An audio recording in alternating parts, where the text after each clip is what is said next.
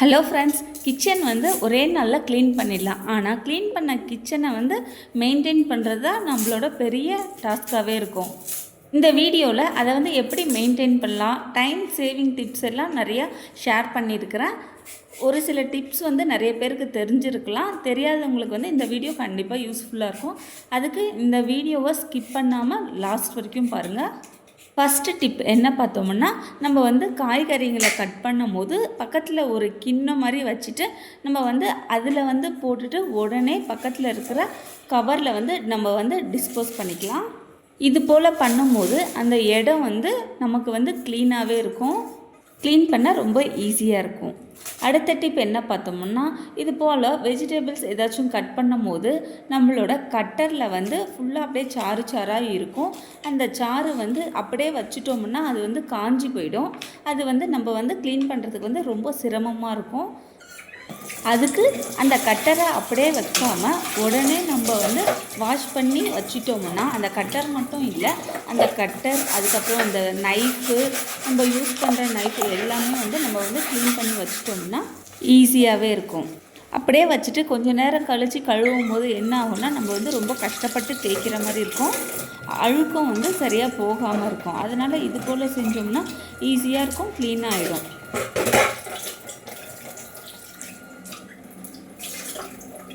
அடுத்த டிப் என்ன பார்த்தோம்னா, நம்ம வந்து மிக்ஸி ஜாரில் போடும்போது அதை அரைச்சி எடுத்துட்டு அதையும் வந்து நம்ம அப்படியே வைக்கக்கூடாது. உடனே நம்ம வாஷ் பண்ணி வச்சுட்டோம்னா ஈஸியாகவே நம்மளோட வேலை வந்து முடிஞ்சிடும்.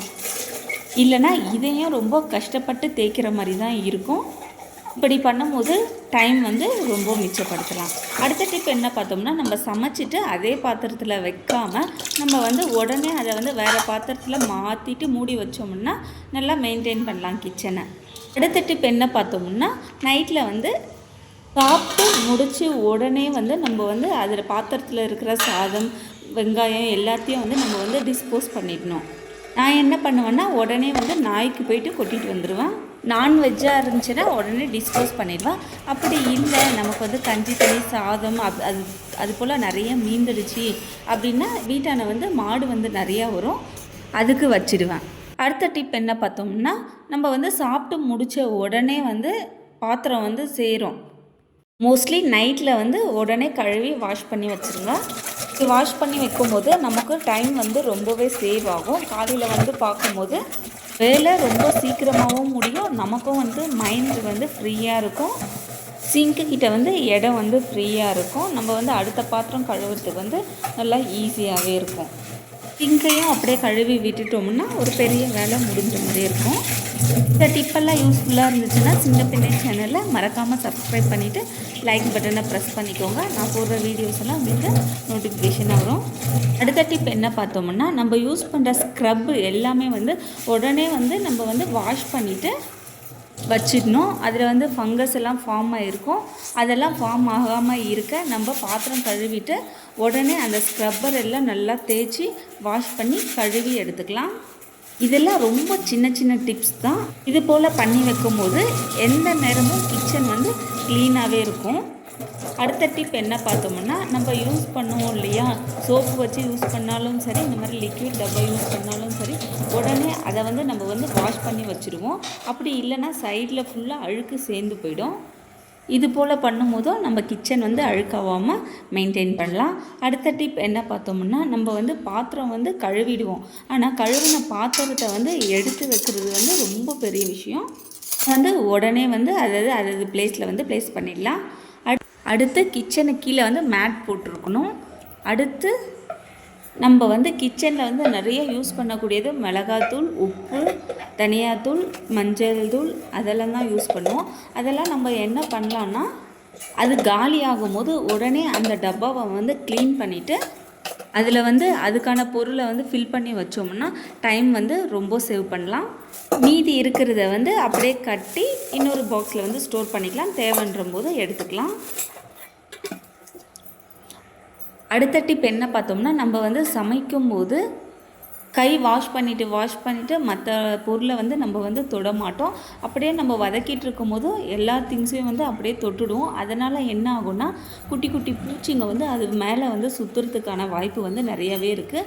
அதுக்கு நம்ம வந்து சமையல் வேலை முடிஞ்சதுமே ஒரு கிளாத்தில் லைசால் அப்படி இல்லைன்னா ஏதாச்சும் ஒரு லிக்யூடை வச்சுட்டு சும்மா அப்படியே அந்த மேலோட்டமாக டப்பாவை வந்து நம்ம வந்து தொடச்சி வச்சுக்கலாம், நல்லா மெயின்டைன் பண்ணலாம். அடுத்த டிப் வந்து நம்ம வந்து டின்னர் முடித்ததுமே பாத்திரம் எல்லாம் வாஷ் பண்ணியாச்சு. வாஷ் பண்ணிவிட்டு கேஸையும் அப்படியே சும்மா மேலோட்டமாக தொடச்சி விட்டால் போதும். டீப் க்ளீனிங் எல்லாம் பண்ணுறதில்ல. மேலோட்டமாக தொடச்சிட்டு நான் என்ன பண்ணுவேன்னா கற்பூரம் வந்து தண்ணியில் வந்து போட்டுட்டு சும்மா அப்படியே தெளித்து விட்டுட்டு போயிடுவேன். அப்போ தான் வந்து இந்த சின்ன சின்ன பூச்சிங்க கற்பம் பூச்சிங்கெல்லாம் நம்மளோட கேஸ் மேலே வந்து ஏறாமல் தடுக்கும். அப்படி இல்லைன்னா சாக் கூட இழுத்து விட்டுக்கலாம். அதுவும் வந்து பூச்சியெல்லாம் வராமல் இருக்க ரொம்ப யூஸ்ஃபுல்லாகவே இருக்கும். டிப் பிடிச்சிருந்தால் லைக் பண்ணிக்கோங்க. அடுத்த டிப் என்ன பார்த்தோம்னா நம்ம வந்து சப்பாத்திக்கு தேய்க்கும் போது அப்படியே மேடையிலே வச்சு தேய்ச்சோம்னா மாவு வந்து சுற்றி விழுந்துடும். அதை க்ளீன் பண்ணுறது வந்து ரொம்ப கஷ்டமாயிடும். அதனால் இது போல் ஒரு துண்டு கீழே போட்டுட்டு நம்ம வந்து தேய்ச்சோம்னா மாவு வந்து எல்லாமே அந்த துண்டுலே விழுந்துடும். ஈஸியாக டிஸ்போஸ் பண்ணிக்கலாம், இடமும் நீட்டாக இருக்கும்.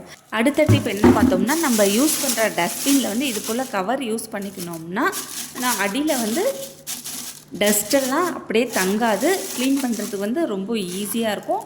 டிஸ்போஸ் பண்ணுறதுக்கும் வந்து நம்ம வந்து அப்படியே கவரோடு எடுத்து போட்டுடலாம். அடுத்த டிப் வந்து இது போல் நான்ஸ்டிக் பேனெல்லாம் யூஸ் பண்ணும்போது ஸ்டீல் நாரெல்லாம் எதுவுமே யூஸ் பண்ணக்கூடாது. அப்படி யூஸ் பண்ணால் அதனுடைய லைஃப் வந்து சீக்கிரமாகவே முடிஞ்சிடும். மேலே இருக்கிற கோட்டிங் ஃபுல்லாகவே வந்துடும். அதனால் நம்ம வந்து சாஃப்டாக இருக்கிற ஸ்பாஞ்சு வச்சு க்ளீன் பண்ணி எடுத்தோம்னா அது வந்து ரொம்ப நாளைக்கு யூஸ் பண்ணிக்கலாம் நான்ஸ்டிக் தவாவை. இது போல் வாஷ் பண்ணிவிட்டு அப்படியே கவுத்து வச்சிடக்கூடாது.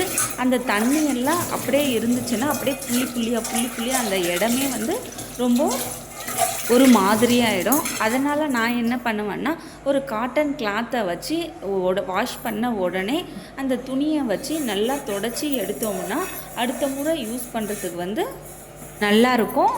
அப்படியே புதுசு மாதிரியே இருக்கும். இந்த மாதிரி க்ளீன் பண்ணி வைக்கும்போது ட்ரை பண்ணி பாருங்கள். அடுத்த டிப் என்ன பார்த்தோம்னா இது போல் பாலோ இல்லை வேறு ஏதாச்சும் மிளகாத்தூள் உப்பு அது போல் ஏதாச்சும் கீழே கொட்டிக்கிச்சுன்னா நான் வந்து கிளாத் யூஸ் பண்ண மாட்டேன்.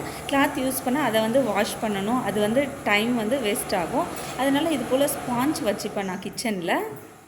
அந்த ஸ்பாஞ்சை வச்சு தொடச்சி எடுத்துட்டு அந்த ஸ்பாஞ்சை கழுவிட்டு புழிஞ்சு காய வச்சிட்டோம்னா உள்ளவே காஞ்சிடும்.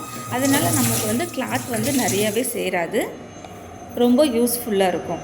அடுத்த டிப் என்ன பார்த்தோம்னா நம்ம வந்து டீ வடிகட்டும்போது அந்த வடிகட்டியில் அந்த டீ தூளோட கலர் எல்லாமே அப்படியே சைடில் படிஞ்சிட்டு எவ்வளோ தான் வாஷ் பண்ணாலும் அது வந்து போகவே போகாது. அதுக்கு நம்ம என்ன பண்ணலான்னா டீ வடிகட்டிட்டு உடனே அந்த டீ தூளை வந்து டிஸ்போஸ் பண்ணிவிட்டு அப்படியே சிங்கில் போட்டு வைக்காமல் உடனே வாஷ் பண்ணி எடுத்துட்டால் அதனுடைய அழுக்கு எல்லாம் அப்படியே படியாமல் நம்ம வந்து மெயின்டைன் பண்ணலாம். படிஞ்சிட்டாலும் அந்த வடிகட்டியை எப்படி க்ளீன் பண்ணுறதுன்னு நான் ஏற்கனவே ஒரு வீடியோ மேக் பண்ணியிருந்தேன். வீடியோ பார்க்கலன்னா சேனலை போய்ட்டு பாருங்கள். அப்படி இல்லைன்னா டிஸ்கிரிப்ஷனில் லிங்க் தரேன், அதை கிளிக் பண்ணி பார்த்துக்கோங்க. அடுத்த டிப் என்ன பார்த்தோம்னா நம்ம வந்து தினமும் காலையில் சமைக்கும் போது சுற்றி இருக்கிற இடம் எல்லாமே வந்து நாஸ்தியாகும். இதுக்கு என்ன காரணம்னா நம்ம வந்து அதை வந்து வதக்கிட்டு அந்த கரண்டியை வந்து அப்படியே கேஸ் மேலே வச்சுருவோம். அப்படி வைக்காமல் ஒரு குட்டி பிளேட் மாதிரி வச்சு அதுக்கு மேலே அந்த கரண்டியை வச்சோம்னா அது போல் இல்லாமல் நம்ம வந்து தடுக்கலாம். க்ளீன் பண்ணவும் வந்து ரொம்ப ஈஸியாகவே இருக்கும். அடுத்த வீடியோவில் நல்ல டிப்போடு பார்க்கலாம். மறக்காமல் சிங்கப்பெண்ணை சேனலை சப்ஸ்கிரைப் பண்ணிக்கோங்க. தேங்க்யூ.